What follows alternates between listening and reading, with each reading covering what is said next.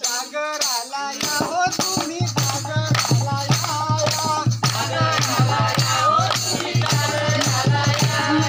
श्याम सफेदा जागर मांडला जागराला